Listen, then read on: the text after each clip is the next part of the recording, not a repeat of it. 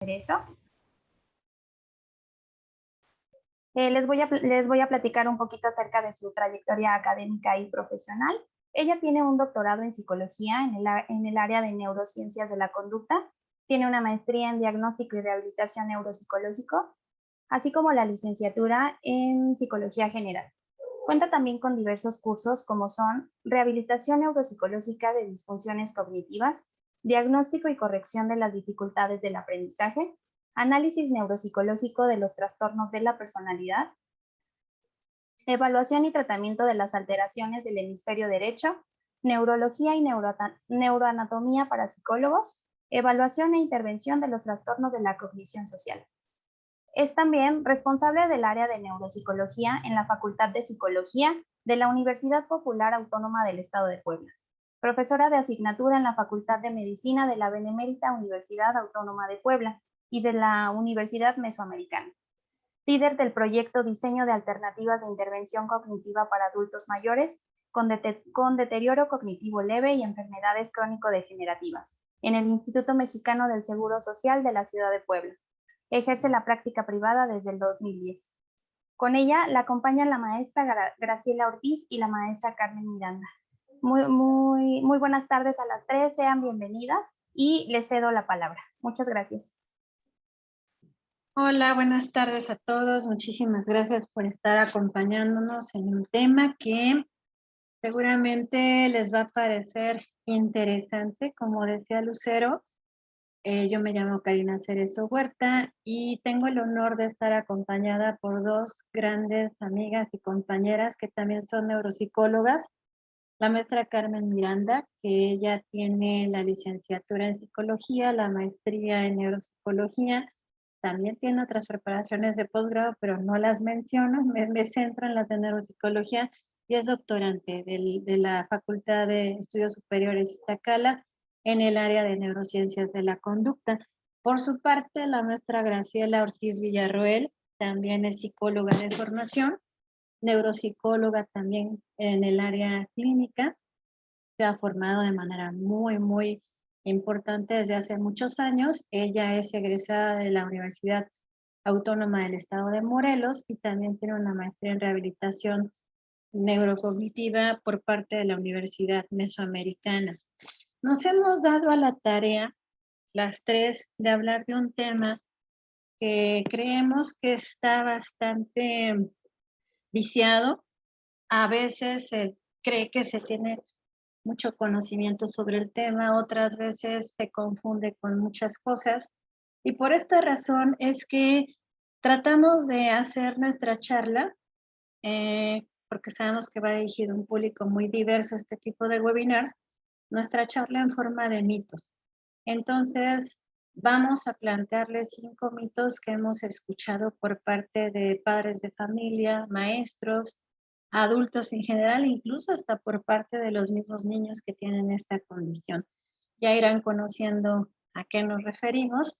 Y en primera instancia, para quienes todavía no tengan mucho acercamiento al área de la neuropsicología, creemos que también es conveniente decirles qué hace un neuropsicólogo de entrada y luego entrarle de lleno a los mitos. Entonces, para esto, le doy el turno a la maestra Carmen Miranda para que nos pueda comenzar a hablar de qué es la neuropsicología. Adelante, maestra Carmen. Le agradezco mucho, doctora Karina. Hola, buenas tardes a todos y todas. Les agradezco mucho su presencia y que nos acompañen en esta charla que va a estar muy interesante. Si se dan cuenta, desde aquí podemos ver de qué es lo que vamos a platicar. En unos segunditos procuren leer lo que tenemos frente a las pantallas y esto nos va a llevar a lo que vamos a revisar en adelante. Bien. Lo primero que vamos a ver, como ya lo mencionó la doctora Karina, es qué es la neuropsicología. Es muy importante que entendamos brevemente qué es la neuropsicología para que de ahí partamos a comprender y desmentir los mitos que se presentan ante lo que es la dislexia. Entonces, la neuropsicología forma parte de un grupo que se conoce como neurociencia, o estoy segura que también lo conocen como neurociencias. Este grupo se integra por diversas disciplinas que tienen en común el estudio del sistema nervioso. Dentro de ellas podemos encontrar la neurofisiología, la neuroanatomía, la neurología, la neurociencia cognitiva, entre otras. Y pues nuestra disciplina en interés, que es la neuropsicología. Ahora, la neuropsicología en un inicio se encargaba de estudiar las alteraciones conductuales de un paciente neuropsicológico en la vida cotidiana. Esto tras lesiones cerebrales. Sin embargo, conforme fue evolucionando esta disciplina, específicamente en la neuropsicología cognitiva, abarcó más objetivos. ¿Cuáles son esos objetivos? Bueno, el estudiar cuáles serán esos componentes del sistema cognitivo que han de ser tratados. Es decir, que han de ser tratados tras una lesión cerebral, tras una alteración del sistema nervioso central. También otro objetivo es y cómo funciona el sistema cognitivo normal. Es decir, ¿cuál es ese funcionamiento normotípico? No necesariamente tras una lesión cerebral. Y finalmente, determinar cuál es esa relación en su día a día de la persona entre su conducta y el funcionamiento de su cerebro. Entonces, retomando, para que nos quede claro cuáles son los objetivos principales de la neuropsicología, son los siguientes. ¿Cuáles son el estudio de componentes que han de ser tratados? Estudiar la función del sistema cognitivo normal y finalmente estudiar aquellas relaciones entre la conducta y el cerebro. Ahora sí, desde esta perspectiva podemos tomar en cuenta o revisar cuáles son los procesos cognitivos que integran ese sistema del que ya hemos hablado. Bueno, tenemos las nocias y praxias, la atención y la memoria, el lenguaje, las habilidades académicas, que son la lectura, la escritura, el cálculo y finalmente las funciones ejecutivas. Cabe resaltar que es muy, muy importante que el estudio de estos procesos cognitivos no se den de manera aislada. Es indispensable que se integre con el estudio del contexto de cada persona. Desde esta perspectiva, justo es que vamos a hablar de los mitos acerca de la dislexia. Estoy segura que hemos escuchado varios de estos mitos acerca de la dislexia, de un problema tan común que todos hemos escuchado, que justo es el de la lectura. Y bueno, algunos de estos mitos que son los que vamos a abarcar son los siguientes. El primero, ¿quién no ha escuchado que la dislexia es un problema visual? No, pues la dislexia es un problema visual y que además se presenta en niños que tienen inteligencia bajita, es decir, la inteligencia está comprometida.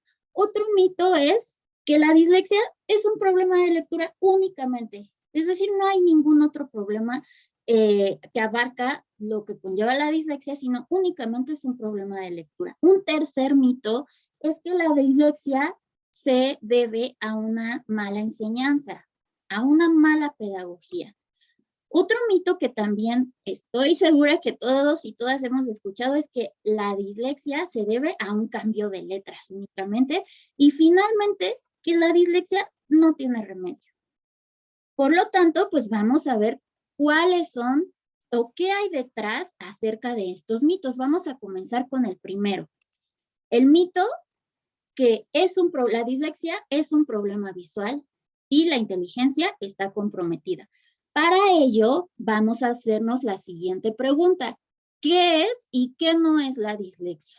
Con ello, es necesario que tomemos en cuenta este nombre que tenemos aquí, el trastorno específico del aprendizaje, que abarca, que va desde los criterios del DSM-5, que menciona que este trastorno es una alteración del neurodesarrollo que se debe a un origen biológico y se caracteriza por presentar dificultades en el aprendizaje, escuchemos bien, desde las primeras etapas del desarrollo.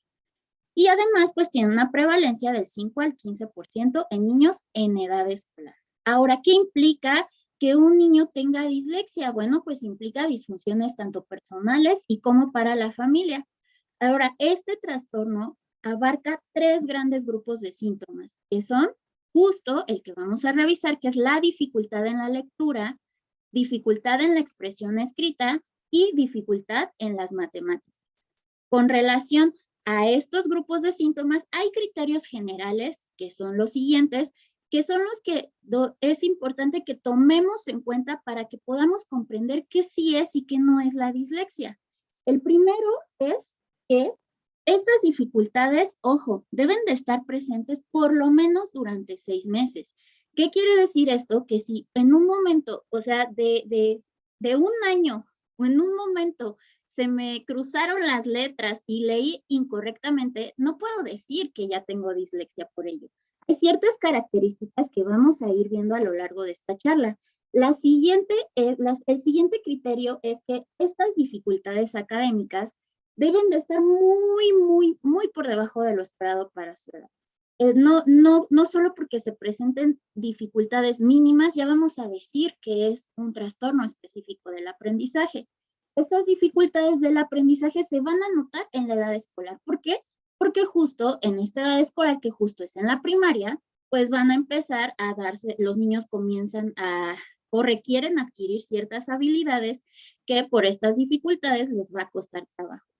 Y algo súper importante, no se va a explicar, que es lo que mencionábamos acerca del mito, no se va a explicar por una inteligencia baja, es decir, una inteligencia por debajo de lo esperado a lo normal, por una discapacidad intelectual, por trastornos sensoriales, es decir, alguna alteración en la vista, en el oído, por cuestiones psicológicas y o neurológicas y finalmente por la pedagogía inadecuada que ya veremos en alguno de los mitos, que es el 4. Ahora, con relación a la dificultad en la lectura, vamos a tener varias características. ¿Se acuerdan? La dislexia, ¿qué es y qué no es? Pues las características son las siguientes. Voy a tener dificultades para leer de manera precisa, es decir, en la precisión de la lectura de palabras. Otra característica es que también se va a ver comprometida la velocidad o la fluidez de mi lectura y finalmente la comprensión de la lectura.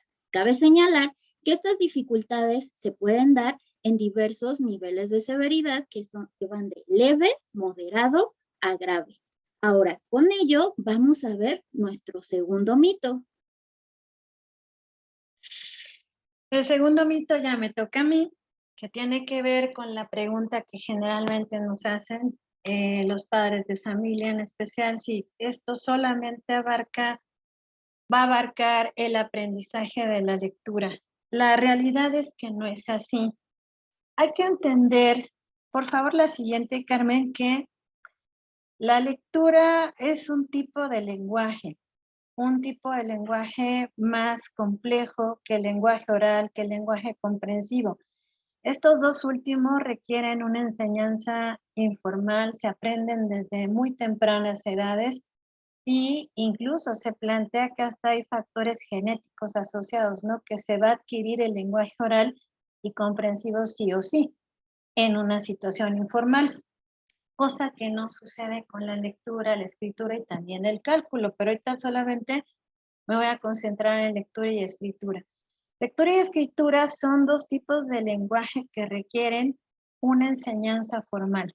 Una enseñanza en la que además se requiere de tiempo, se requiere de proponer estrategias por parte de los docentes adecuadas a cada niño. Sabemos que hay muchos métodos de enseñanza de la lectura y la escritura, que no todos son efectivos cuando se aplican de manera única, sino que parece ser que cuando se aplican de manera combinada son más efectivos, pero también hay que analizar a qué tipo de niño o a qué tipo de niños les queremos enseñar estos procesos, por lo que, vaya, la decisión que tenemos que tomar como profesores es bastante importante. Hay que ver qué tanto logramos impactar y de qué manera logramos enseñar a los niños estos dos procesos. Otra cosa que hay que decir que para que un niño aprenda a leer y escribir requiere de prerequisitos cognitivos, como cuáles, como por ejemplo el lenguaje oral, el lenguaje comprensivo, la capacidad visoperceptiva, la capacidad visoespacial, la capacidad visoconstructiva, procesos atencionales conservados, además de capacidades amnésicas o de memoria también ya desarrolladas. Si tenemos un niño con estas características, seguramente va a estar posibilitado de aprender a leer y escribir.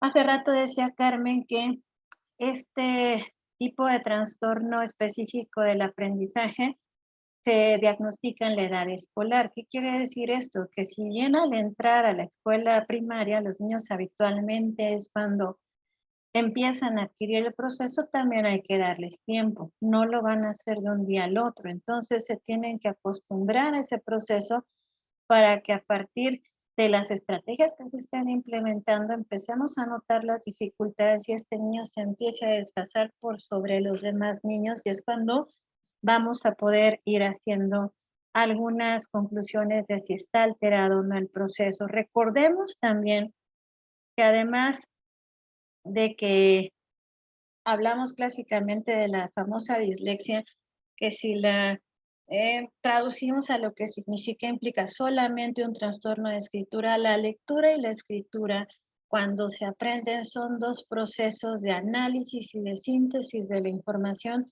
que dependen uno del otro, ya que trabajan con los mismos elementos, que son el grafema y el fonema.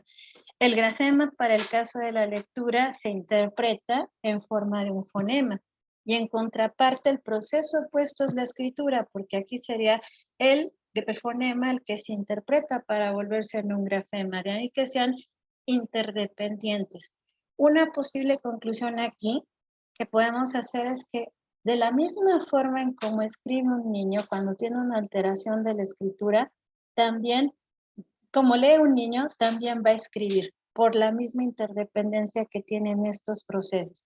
Ahondando un poquito más en esto de lo que comentaba de cómo hay varios métodos de enseñanza de la lectura y la escritura, en esto va a profundizar más mi compañera Graciela, pero nada más quiero comentar, por favor, la siguiente, Carmen, unas características que hay que aprovechar que tiene la lectura y la escritura en el idioma español.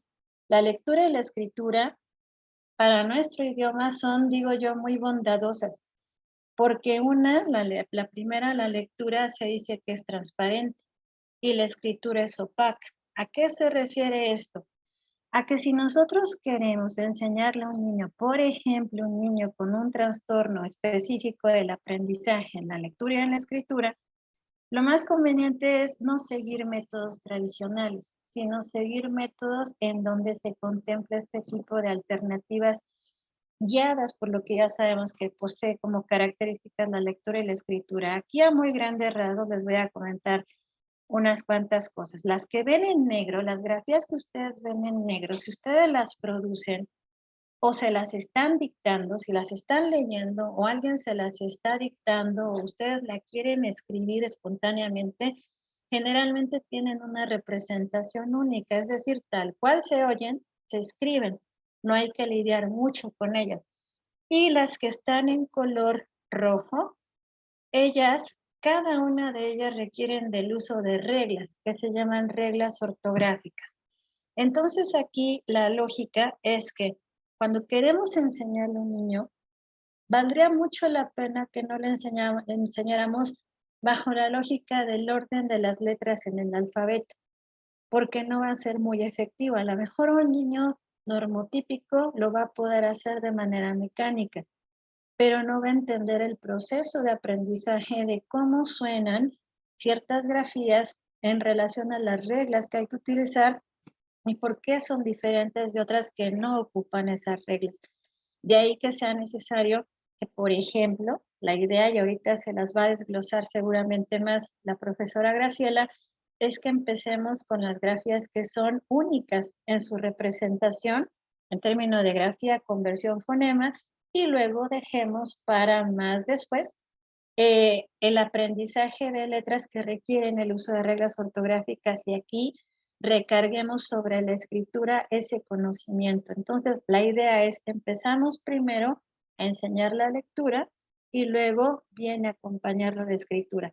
Generalmente cuando hacemos este tipo de modificación de la enseñanza, de la lectura y la escritura, los niños, incluso con un trastorno específico de la lectura y la escritura, se benefician bastante y pueden aprender a leer y escribir.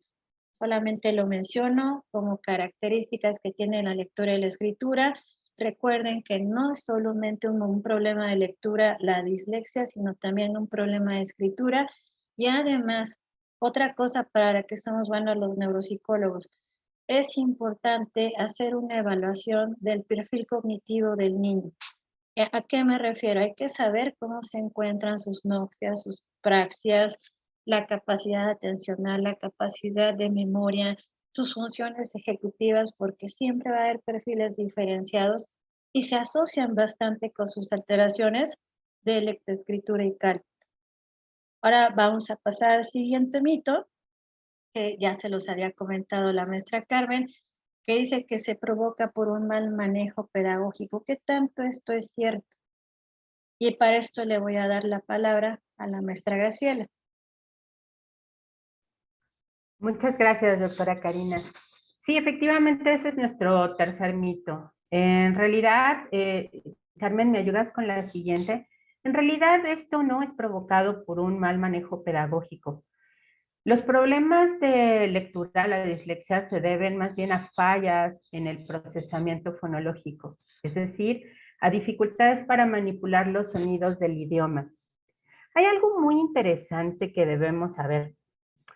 Nuestro cerebro está genéticamente ya preparado para el habla, pero no para la lectura, ya que esto es algo de más reciente aparición en nuestra especie. Sí, quiero que observen esta área que está marcada aquí en color verde. Bueno, lo que voy a comentar ahorita está relacionado con esa área en particular. Fíjense que para leer, como es algo de reciente aparición en nuestra especie, para leer debemos reprogramar, esa es la palabra. Algunos autores le llaman reciclar, yo le voy a denominar reprogramar. Debemos reprogramar ciertas regiones de la corteza para que puedan hacerlo, puedan leer, podamos nosotros leer. Este es el caso de esta región en color verde que está ubicada en la frontera entre la corteza occipital, el lóbulo occipital, y la parte ventral del lóbulo temporal del hemisferio izquierdo. Esta región originalmente nos permite reconocer objetos y rostros, pero con la práctica de la lectura, esta área en particular se va a convertir en un área especializada en palabras escritas. De hecho, algunos investigadores le han denominado la caja de las letras. Así que esto es muy importante recordarlo. O sea, no nacimos ya programados para poder leer. Tenemos que aprender a hacerlo, como bien lo mencionaba la doctora.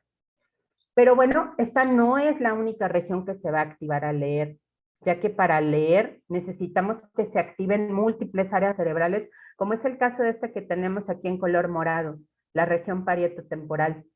Esta región en particular nos va a permitir poder descomponer la palabra en fonemas y sílabas, pero también poder asociar cada grafema con su correspondiente sonido.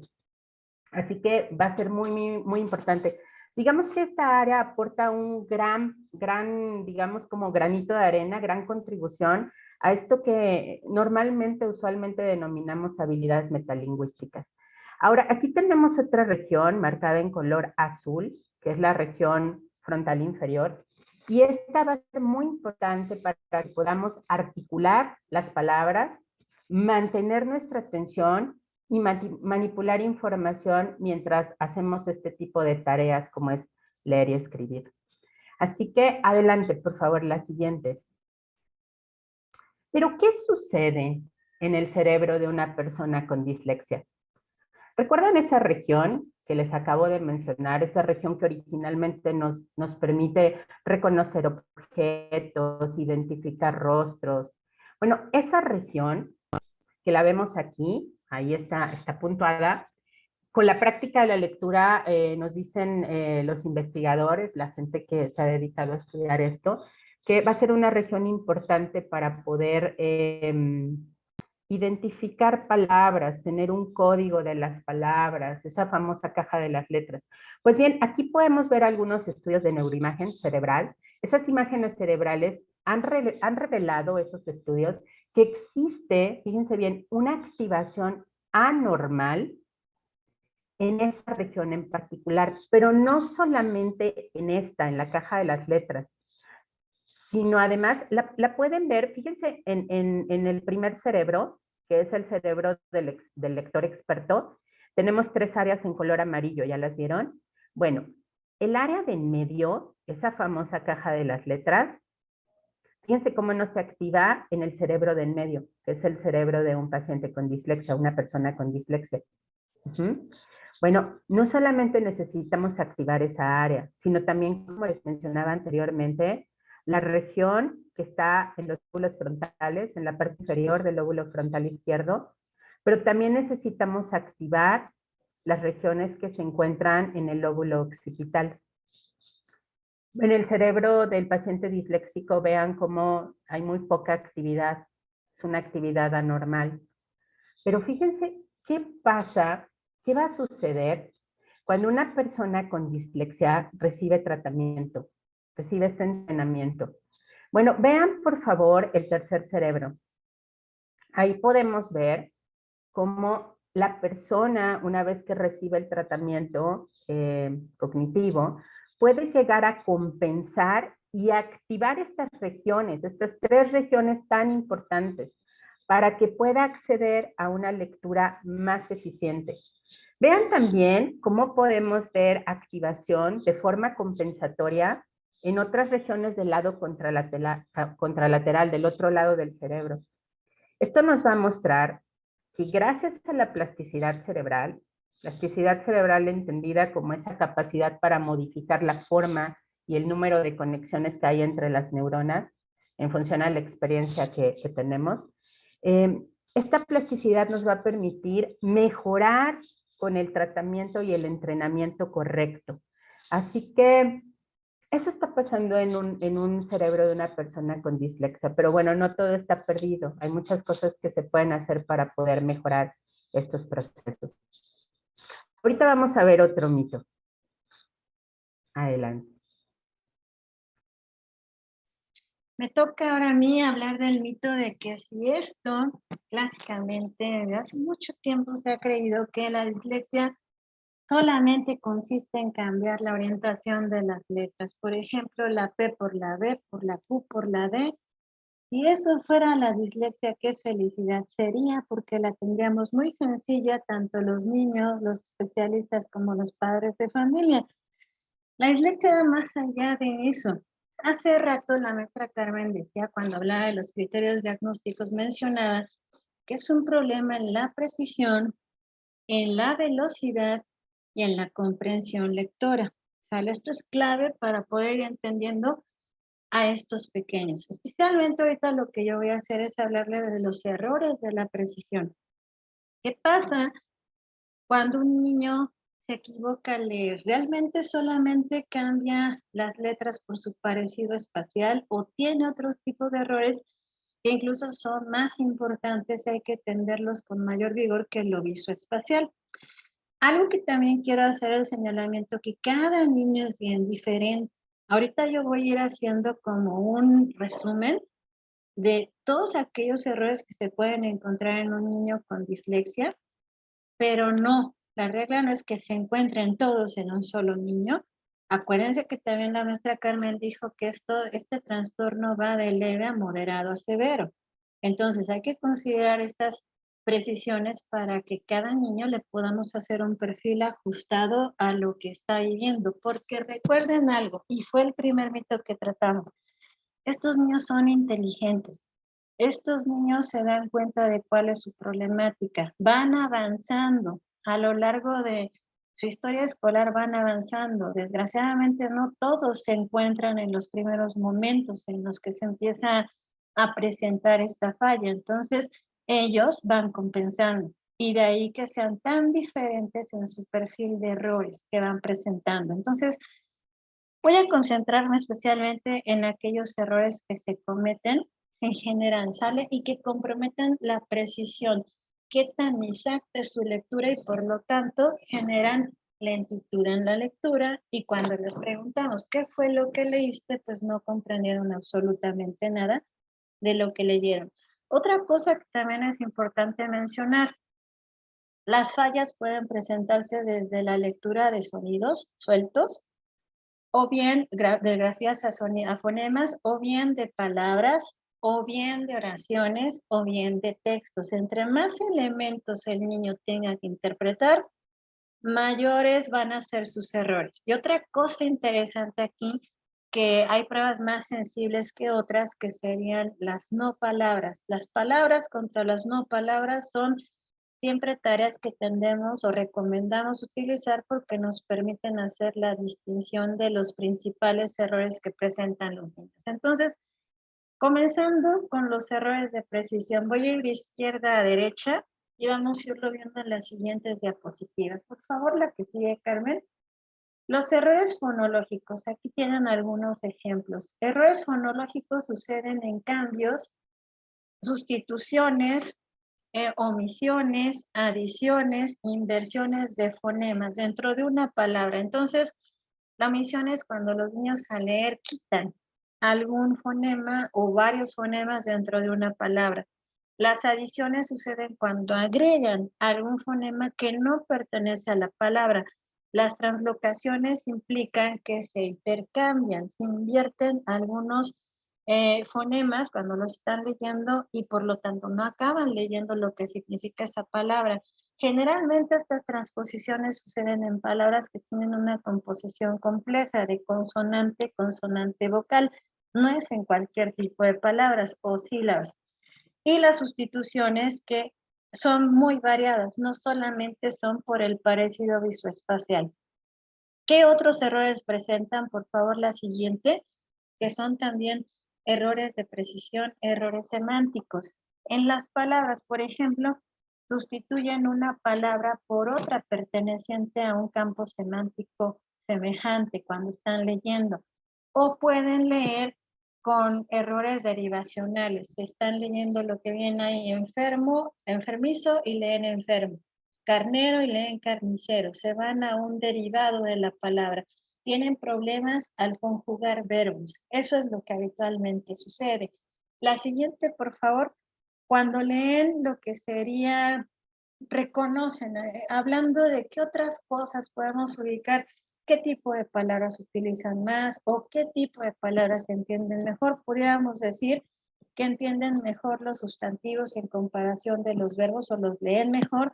Los adjetivos, los artículos y las preposiciones les cuestan bastante trabajo de irlos leyendo. Cuando están leyendo aquí, lo ven como si lo estuviera escribiendo, porque ya les decía hace un momento que así como escriben, así como leen, también escriben. Entonces, van a separar inadecuadamente, ejemplo, están leyendo una oración y van a leer tal cual ustedes lo están viendo. Están uniendo de manera inadecuada palabras o las separan cuando están leyendo. Y leen lento. Ahora imagínense qué es lo que van a acabar leyendo, porque no solamente separan. Imagínense que todos los errores suceden en conjunto, en una sola palabra, en una oración o bien en texto.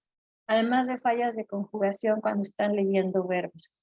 Por si fuera poco, además, y ese sí es un poco de estos niños, la gran mayoría tiene esta falla, los errores ortográficos. Errores en donde hace rato comentábamos en una listita o el orden de las letras o según el alfabeto, recuerden esas letras que venían en rojo. Son esas las que más líos le dan a los niños porque ellas requieren de cierto tipo de conocimiento de reglas ortográficas para poderse leer. Y estos niños no los dominan adecuadamente y por lo tanto se equivocan al leer. Cuando tratan de entender esa palabra, la leen tal cual la conocen hasta sobre donde su experiencia les permite. Los signos de puntuación es algo que generalmente omiten. Entonces, lo que pudiera sugerir una coma como una pausa, un cambio de idea como un punto y seguido, desarrollar otro tema o andar sobre el tema con un punto y aparte. Cada signo de puntuación tiene una función cuando lo estamos leyendo. Entonces, esto también los niños pues van a tener importantísimos problemas. Otros errores que también cometen y que ahí se implica, por favor, la siguiente. Estos famosos errores del cambio de letras por su parecido visoespacial, pues vean que sí, son errores visoespaciales, pero no son los únicos. Habría que englobarlos en el resto de errores que fuimos comentando, porque esto es lo que realmente tiene la realidad de un niño disléxico cuando se enfrenta a leerse. Cuando dice el niño, porque sí lo comenta, es que las letras, cuando yo las estoy viendo, se están moviendo, maestra. Se están moviendo, mamá. Yo no las puedo leer. El hecho de que diga que se muevan no quiere decir que nada más las cambia de posición espaciales. Todos los errores que fuimos comentando. Por si fuera poco, hace rato les comenté que los errores van a ser más manifiestos entre más información tenga que leer. Si le ponemos un pequeño párrafo de 5 renglones, vamos a ver más errores combinados. Por ejemplo, problemas de rastreo, búsqueda visual inadecuada, se saltan palabras, se saltan renglones, vuelven a repetir la lectura de un renglón y eso es lo que va a comprometer mucho más su lectura. Entonces, cuando yo le digo al chico, ¿qué fue lo que entendiste? Va a ser realmente bien complicado para él hacerlo. Además de que hay algo también importante a decir, estos niños, nuevamente voy a lo mismo, son inteligentes, afectivamente esto les afecta. Ellos saben que se están retrasando del resto de sus compañeros. Y si tienen compañeros crueles, maestros que no tienen mayor información sobre esto, también se los hacen notar y ellos creen que son tontos. Ellos afectivamente les pega esto. ¿Y qué hacen? Por ejemplo, cuando llegan a tener una evaluación con nosotros, cuando llegamos a este tipo de tareas, ven por todas las formas posibles no hacerlo. Se niegan a hacer las tareas porque saben que tienen problemas. Incluso pueden llegar a decir, ¿para qué me vas a preguntar sobre esto si yo tengo problemas en esto? Si yo soy tonto para hacer esto. Por eso decíamos que los mitos también, desgraciadamente, los niños lo llegan a compartir. No son niños tontos, son niños inteligentes que aprenden de otra manera. Y hay que entender que si podemos trabajar bajo otro tipo de criterios, otros métodos, estas fallas se pueden corregir. Como lo mencionaba ahorita la maestra Graciela, que un niño con una rehabilitación bien elaborada, con un neuropsicólogo que tenga conocimiento sobre esto, vean que podemos cambiar la configuración de cómo funciona el cerebro y el niño acaba leyendo y escribiendo. Por favor, la que sigue ya nada más para hacerles un resumen de cómo escribe, porque hace rato comenté, no solamente es la lectura. Pues muy parecido a como leen cuando escriben, tienen errores fonológicos, van a omitir letras, van a omitir sílabas, van a omitir palabras, van a omitir renglones, depende de qué estén haciendo. Van a sustituir, van a tener inversiones, van a adicionar elementos que no pertenecen a lo que se les está pidiendo escribir, van a unir inadecuadamente, van a segmentar inadecuadamente, sobre todo cuando están escribiendo oraciones, van a manejar con mejor facilidad las palabras de contenido sobre las palabras de función, van a tener fallas en la conjugación de verbos, van a tener importantes problemas en el manejo de reglas ortográficas. Como ya estamos hablando de asuntos de la escritura, van a tener problemas con las mayúsculas, las minúsculas, los signos de puntuación, los acentos. Todo esto va a ser un poco, y lo podemos ver muy claramente cuando escriben. Van a tener errores visoespaciales, las rotaciones. Además vamos a ver notables macrografías, micrografías, letras que no deberían de seguir teniendo el mismo tamaño para su edad cronológica, siguen escribiendo más grande que el resto de los niños de su edad, además de fallas de orientación del renglón, especialmente cuando hablamos de tareas de escritura. Algo importante hacer es evaluar a los niños en hojas blancas, porque ahí es donde notamos todas esas fallas que están aquí señaladas, especialmente de tipo visoespacial.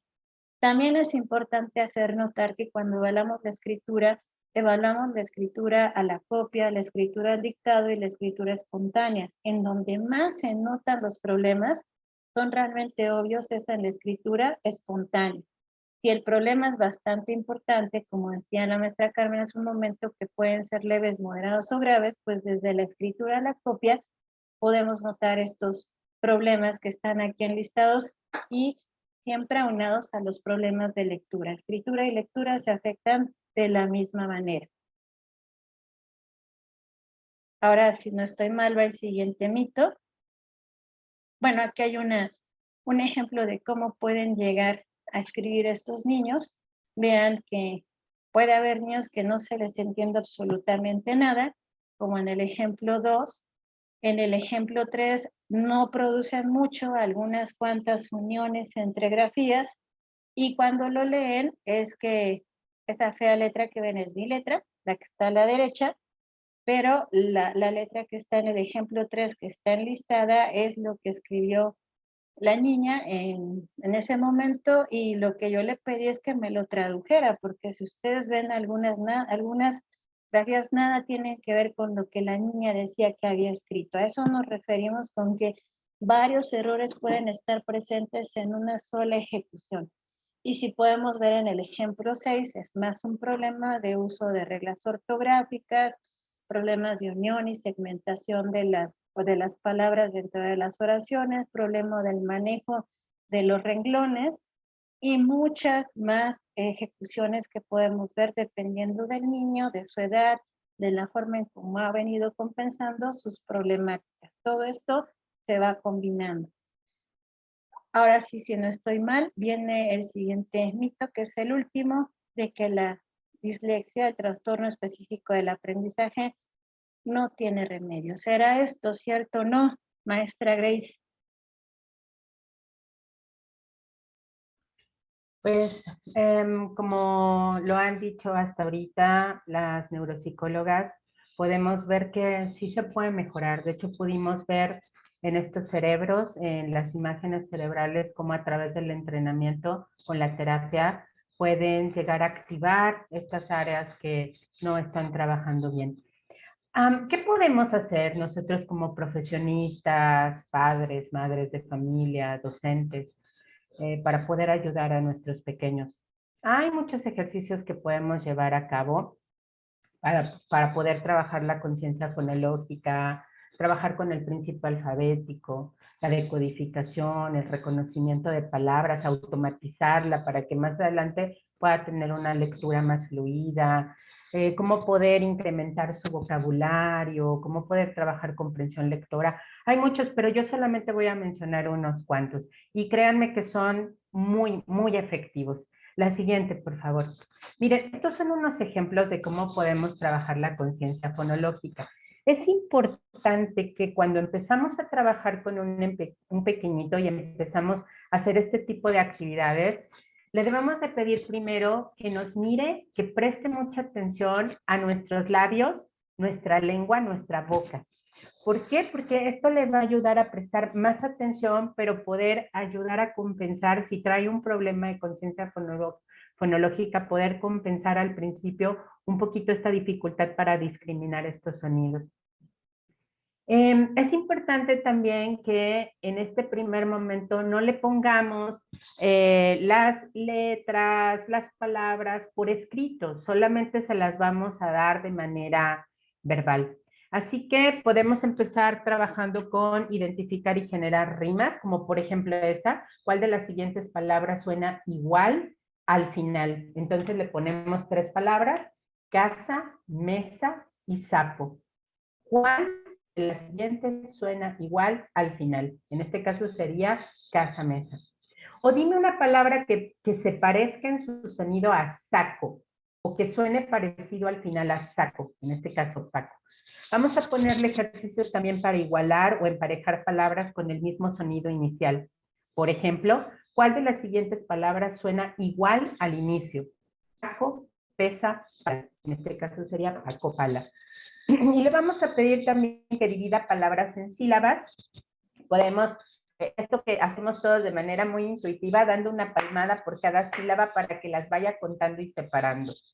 La siguiente, por favor. Este es un nivel muy superficial. Tenemos que empezar con lo más sencillo para no frustrarlo y realmente sí poder hacer un trabajo que lleve esta secuencia de ir aumentando de forma paulatina el nivel de dificultad. En el nivel profundo vamos a trabajar con el análisis y síntesis de estos sonidos y sílabas que integran una palabra. Por ejemplo, ejercicios de análisis. Le vamos a pedir eliminar, aumentar, sustituir o intercambiar. ¿Qué? Sílabas y fonemas en una palabra. Por ejemplo, aquí tenemos 3 ejemplos. ¿Cómo se dirá pesa si le quitas la P? Es importante decirle el sonido, nunca el nombre de la letra. Bueno, en este caso, ¿cómo se dirá si le quitas la P? Pues esa. ¿Cómo se dirá pesa si le aumentas una al final? Pesas. ¿Cómo se dirá pesa si le cambias la P por la M? Mesa. Es muy importante mencionarles que siempre debemos iniciar primero con palabras monosílabas. Y dentro de las monosílabas, trabajar con sílabas directas, es decir, consonante vocal, como mesa, mamá. Ajá. Primero con sílabas directas. Después podemos ir aumentando el nivel de dificultad, trabajando ya con sílabas inversas, ya no directas. Inversa sería vocal consonante. Y vamos a dejar hasta el final, una vez que ya no cometa tantos errores, con sílabas trabadas, aquellas que es consonante, consonante, vocal. Por ejemplo, tren, tienes una sílaba trabada. Una vez que ya trabajamos con monosílabas, podemos ir aumentando la dificultad, pues ahora trabajando con bisílabas y así sucesivamente. El nivel más alto de complejidad es trabajar con pseudopalabras. ¿Qué son las pseudopalabras? Palabras que no existen. Por ejemplo, pieno. Pieno no existe. Pileta no existe. Ese sería el nivel más alto de la complejidad. La siguiente, por favor. Ahora, para trabajar con ejercicios de síntesis, le vamos a pedir al niño que adivine qué palabra se forma cuando se juntan algunos sonidos. Por ejemplo, vamos a empezar con sílabas. Te voy a decir las partes de una palabra y tú me tienes que adivinar de qué palabra se trata. Escucha. Pa, le, ta. También lo puedo trabajar con fonemas más adelante. Por ejemplo, le digo, ¿qué palabra se forma con estos sonidos? A, L, sal. Recuerden, siempre empezar con monosílabos. La siguiente, por favor. Ahora, mencionaba la doctora Karina, sí, esto no se nos debe de olvidar. Necesitamos ir trabajando primero con aquellas letras, en este caso vocales, y aquellas consonantes que tienen una relación más directa con su sonido. No cambian si la acompaña otra vocal. Por ejemplo, estos que tenemos en la parte de arriba.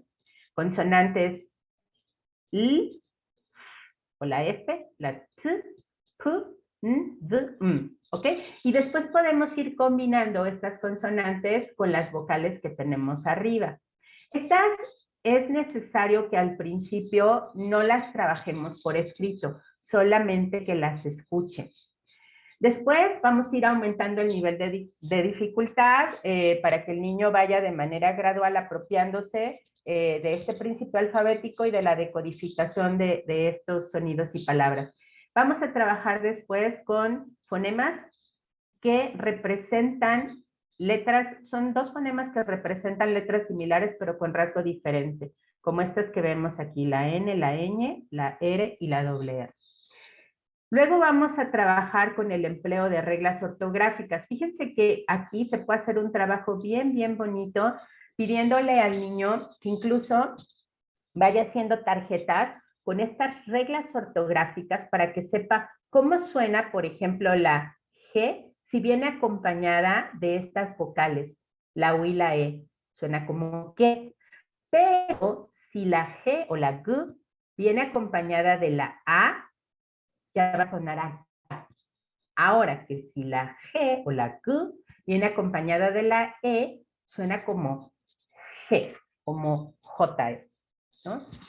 Y si el niño empieza a trabajar con estas tarjetas y las enmica, incluso las puede poner como si fueran llaverito, él puede ir repasándolas, incluso podemos promover en el colegio que le permitan sacarlas al inicio, que son estrategias que le van a ayudar a corregir los problemas de tipo ortográfico.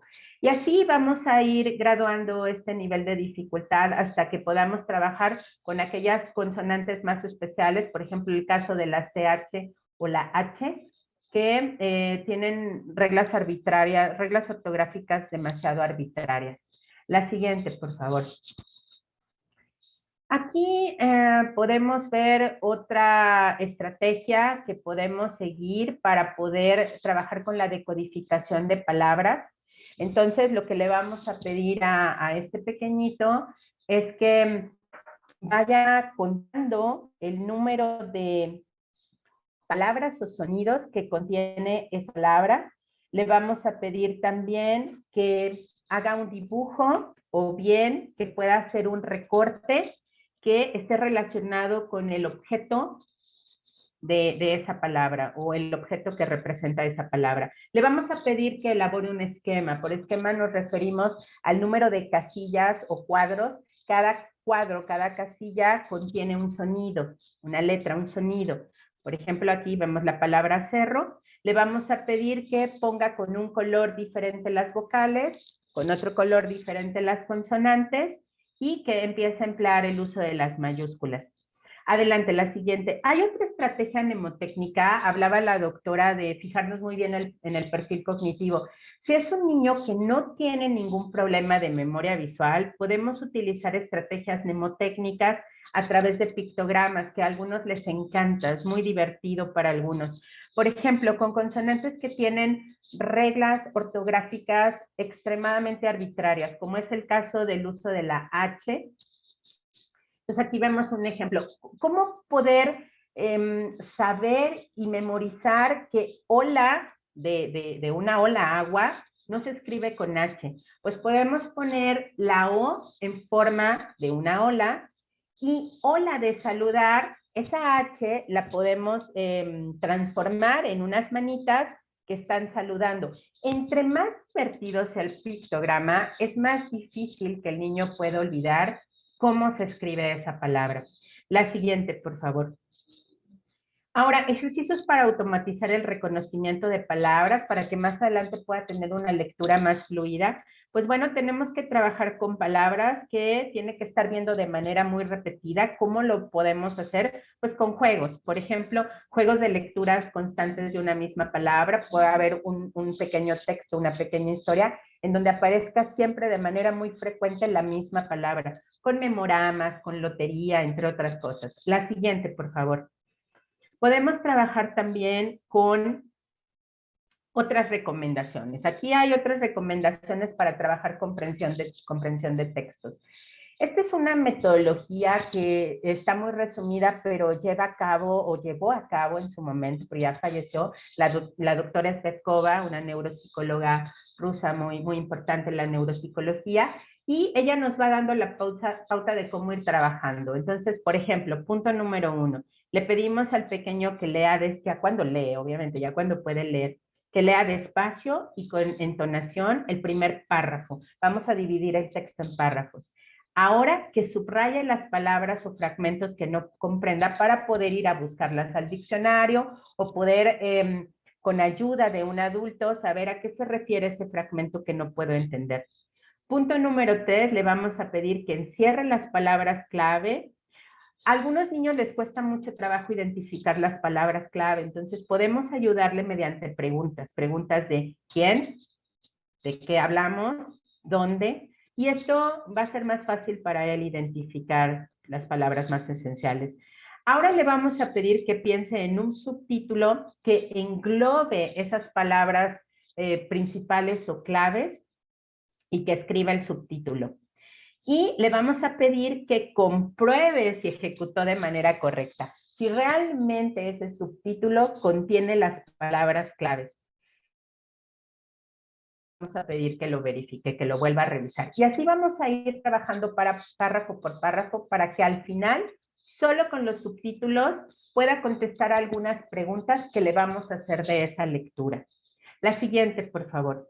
Y otras recomendaciones muy generales. Bueno, se sugiere a maestros, papás, a todo aquel que trabaja con el pequeño, que de preferencia cuando le den algo por escrito tengan letras grandes y párrafos cortos. Hay muchas investigaciones hoy en día que nos demuestran cómo la tipografía, el tipo de letra que vamos a utilizar, sí ayuda a disminuir el número de errores al momento de leer. De hecho, por ejemplo, letras como Arial son muy recomendables para ponérselas a estos pequeñitos en textos que tienen que leer.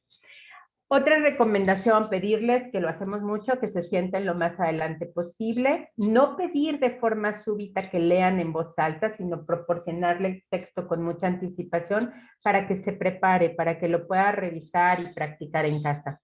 Darle más tiempo para leer. Recordemos que los niños con problemas de lectoescritura generalmente son un poco lentos, pueden traer fallas en la velocidad de procesamiento. De preferencia, evaluarlo con exámenes orales, para que puedan tener un poco más de éxito y no se sientan siempre frustrados. En caso de que se le proporcione un examen de manera escrita, pues se sugiere que el maestro le pueda leer a ese pequeño o a ese alumno las preguntas en voz alta para compensar un poco esta dificultad que pudiera tener de lectura y de comprensión lectora. Utilizar distintos colores para cada párrafo para evitar un poco, minimizar el tipo de errores de cambio de párrafo, de línea, que se vaya saltando líneas. Permitirle sentarse cerca de un compañero que tenga buena disposición y buena letra, y proporcionar una lista de palabras claves para que vaya haciendo un glosario, vaya investigando en el diccionario y vaya ampliando su vocabulario. Ahora, la siguiente, por favor. Algunas otras recomendaciones con respecto a la escritura. Evitar en lo posible la escritura al dictado. No sancionar las faltas de ortografía porque en muchos colegios lo hacen. Entonces, de preferencia no, si no va a vivir permanentemente frustrado. Supervisar regularmente apuntes y trabajos para resaltarles si hubiera algo que mejoraría o que pudiera mejorar o corregir. En los casos muy graves, permitirle que grabe la clase para que la pueda escuchar nuevamente más adelante y no se pierda de ningún apunte. O otra alternativa es darle los apuntes impresos. Sacudir las manos de manera constante para aliviar la tensión muscular. Emplear estrategias mnemotécnicas como las que hace un momento les comenté. Evitar dejar tareas escritas, de preferencia si se pueden promover el uso de mapas mentales, esquemas para que pueda dar trabajos o estudiar. Y bueno, las tareas en fragmentos más pequeños y otra de las cosas más importantes, indicarle la cantidad de tiempo que disponen para esa actividad, porque muchos de estos pequeñitos traen dificultades en la gestión del tiempo. Ahora, la siguiente, por favor. A modo de una pequeña conclusión, podemos decir que el trastorno en la lectura y que viene acompañado de la escritura es algo que sí se puede superar. Tiene un origen neurobiológico, pero una vez que a estos pequeñitos se les entrena, se les da tratamiento, podemos activar esas áreas importantes para la lectura para que puedan tener un proceso de lectura y escritura más eficiente. Así que no todo está perdido. La siguiente, por favor. Y bueno, acudir al especialista. Los neuropsicólogos siempre vamos a estar para ayudarlos, para poder superar esto que al principio es tan catastrófico, se vuelve tan grave, sobre todo en la edad escolar, pero entender que no va a ser un estado permanente de catástrofe, o sea, sí van a poder mejorar, siempre y cuando reciban tratamiento. La siguiente, por favor. Aquí les vamos a dejar unos enlaces en donde pueden encontrar el primero de ellos. Un test muy rápido, es un test de cribado, dura 15 minutos aproximadamente, que permite detectar si hay alguien que tiene riesgo de presentar dislexia. Está diseñado para niños en edad escolar Y también en esa página van a encontrar alrededor de 40,000 ejercicios en forma de videojuegos, son muy divertidos, para mejorar las habilidades de lectoescritura.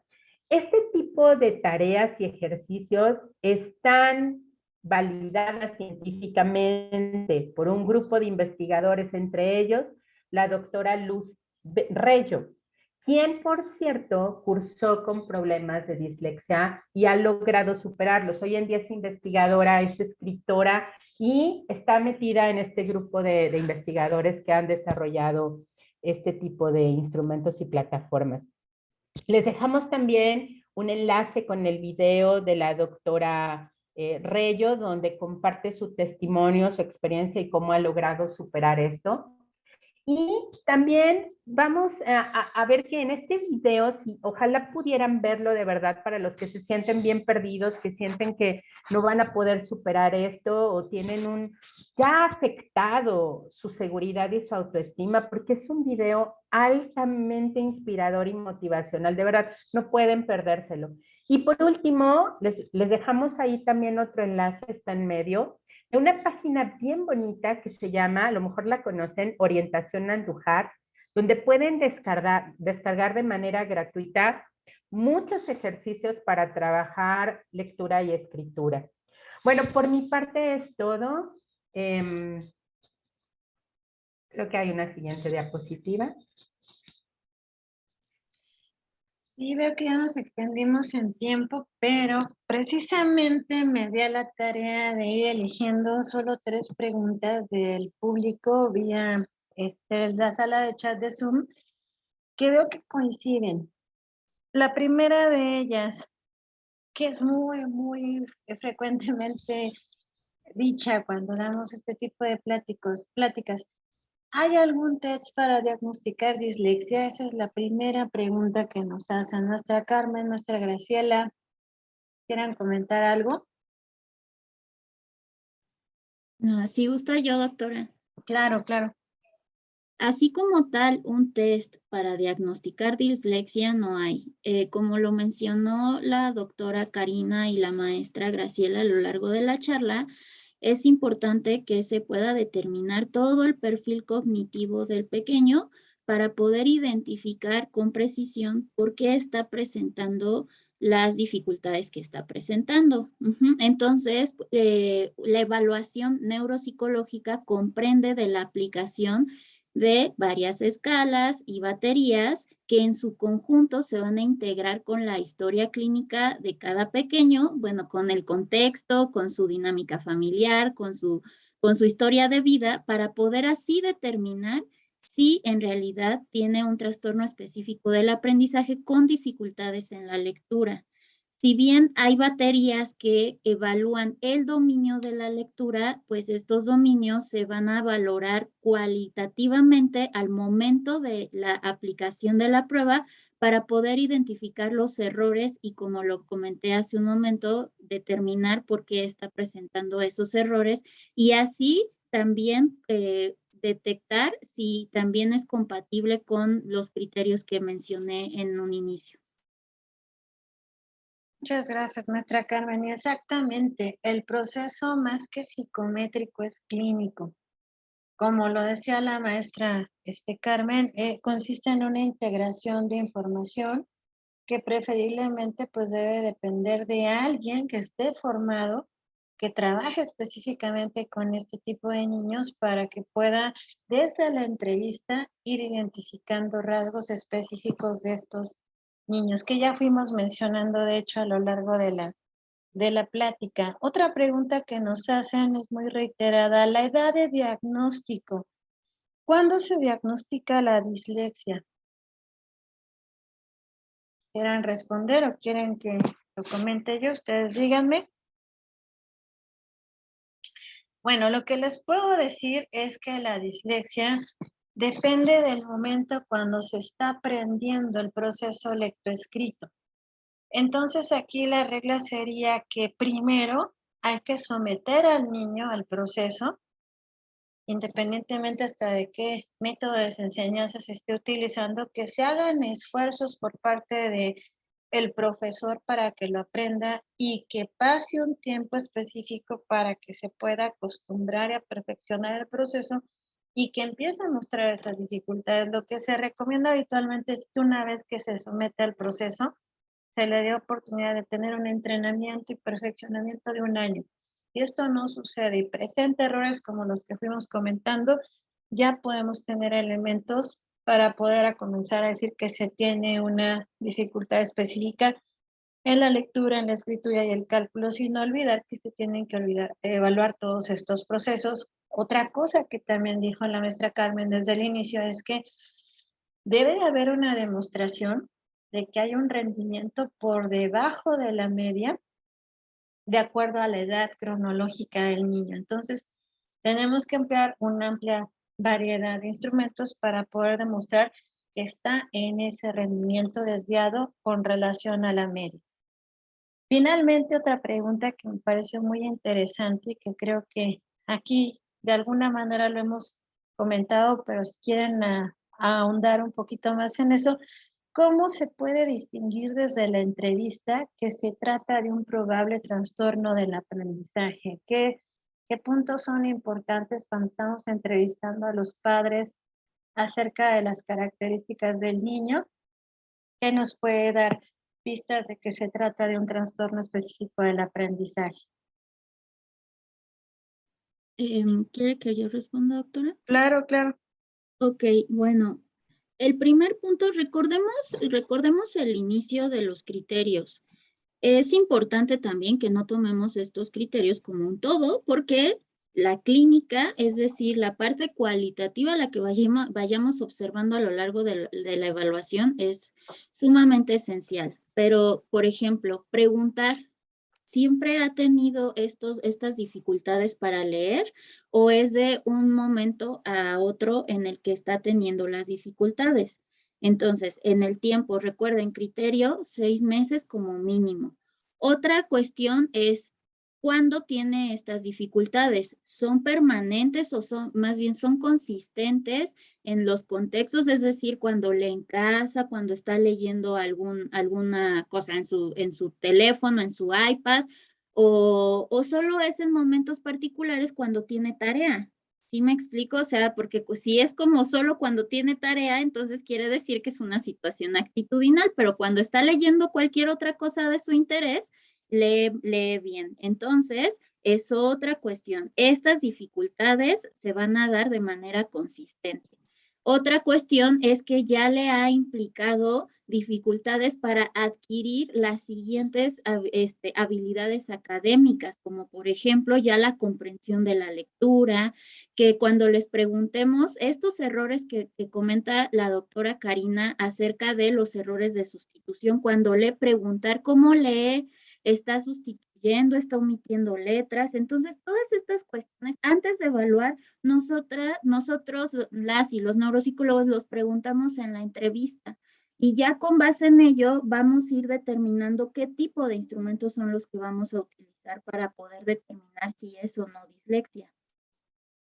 Me gustaría nada más acotar a lo que decía la maestra Carmen, que también recuerden que se mencionó que tiene un origen neurobiológico esta condición. Entonces, dentro de la misma entrevista, cuando hacemos el apartado de antecedentes heredofamiliares, generalmente hay un confirmatorio de que lo mismo que le pasa al niño que viene a que lo atendamos, le pasaba a alguna persona de la línea directa, padres de niño. El padre, la madre, los hermanos, los tíos, los abuelos. Entonces hay un componente por ahí también de heredabilidad que podemos ir indagando desde la entrevista. ¿Qué otra cosa también es bueno hacer?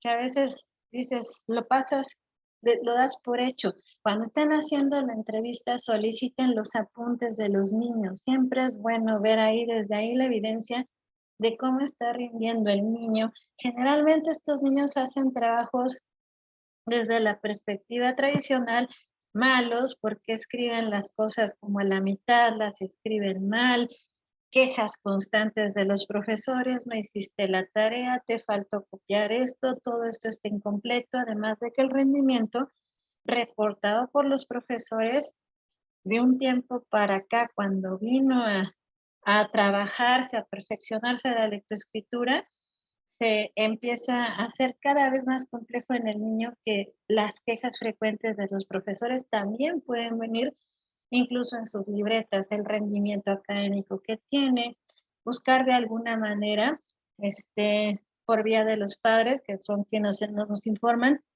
cuál es la opinión que tiene el profesor del niño, cuál es la percepción incluso con el niño que tiene sobre la escuela, sobre su rendimiento, porque ahí encontramos información muy, muy valiosa que nos permite ir confirmando nuestro diagnóstico. No sé si quieran agregar algo más, maestra Grace.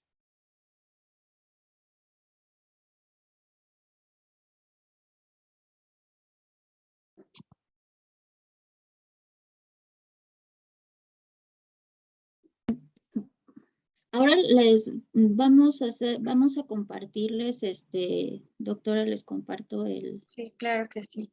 Ya para terminar, porque estamos ya en el tiempo, pues les damos gracias por su atención y aquí les compartimos nuestros correos por si alguien de ustedes tiene alguna duda, alguna consulta que hacer, comentarios que realizarnos, son bienvenidos. Y pues muchísimas gracias por su atención. Muchísimas gracias maestra Carmen, maestra Graciela, doctora Karina.